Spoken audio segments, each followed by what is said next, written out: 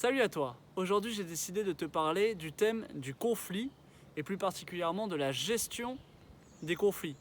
Comment se construisent-ils et quelles sont les clés pour réussir à les résoudre? Comment fonctionne un conflit?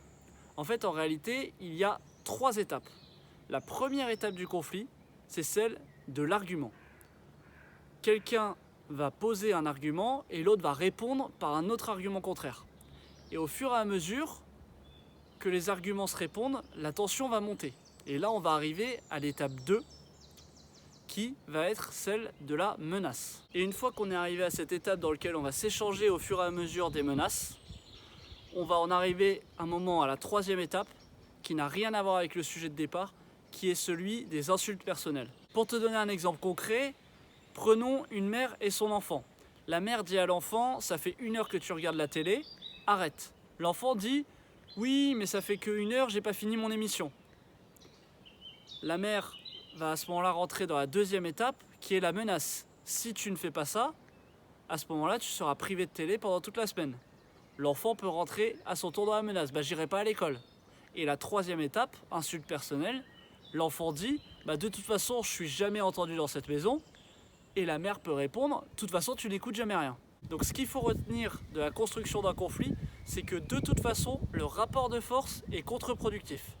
Un argument amènera toujours un autre argument, une menace, une autre menace, et pour une attaque personnelle, c'est pareil. Dans tout conflit, le but est donc tout d'abord de réussir à identifier ces 3 étapes, et ensuite de rester calme et de résister à la tentation de répondre pour ne pas rentrer dans ce cercle vicieux. Car dans cette situation, il n'y a toujours que des perdants, puisque même le vainqueur est épuisé et le vaincu est toujours revanchard. Le problème, c'est qu'on pense souvent qu'il n'y a que 2 choix possibles, soit fuir, soit combattre.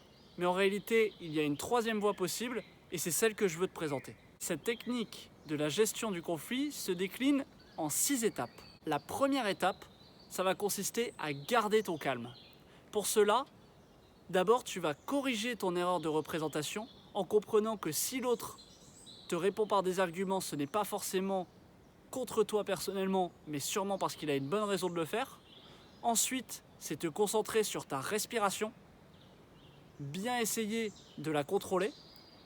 Et enfin, c'est encaisser les coups sans rien dire et en résistant à la tentation de répondre. La 2e étape, ça va consister à calmer l'autre.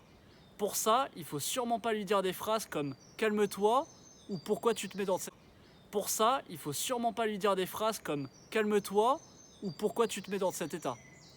Il faut plutôt lui dire des choses comme « oui, j'entends, d'accord, très bien ». Ça va avoir pour effet de le calmer et de l'apaiser. La 3e étape, c'est celle du questionnement. La question reine étant « pourquoi n'es-tu pas d'accord ?»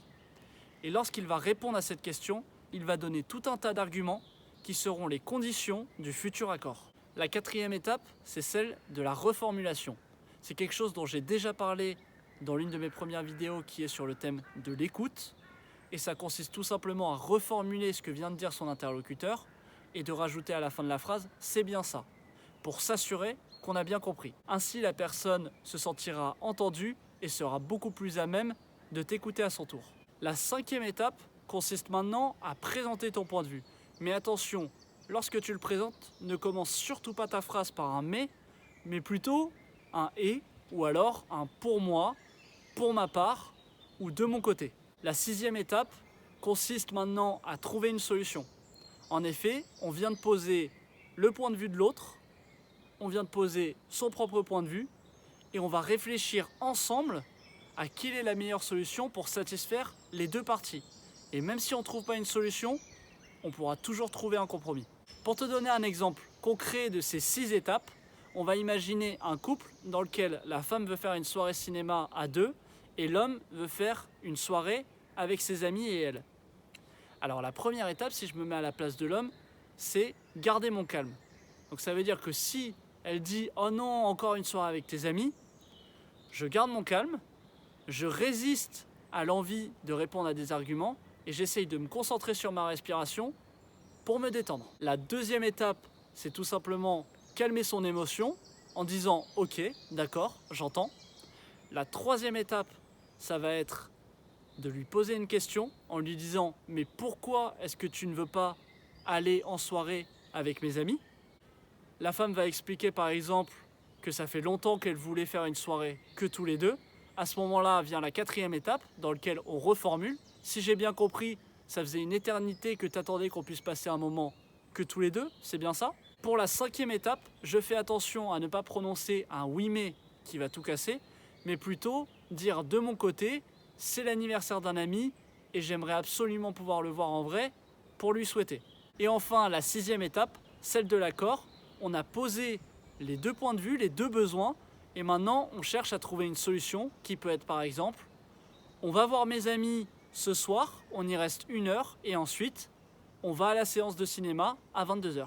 Pour conclure, la compréhension de ces 6 étapes permet de gérer n'importe quel conflit. Maintenant vient le moment de l'appliquer, et là je te dis à toi de jouer, et je te dis à bientôt.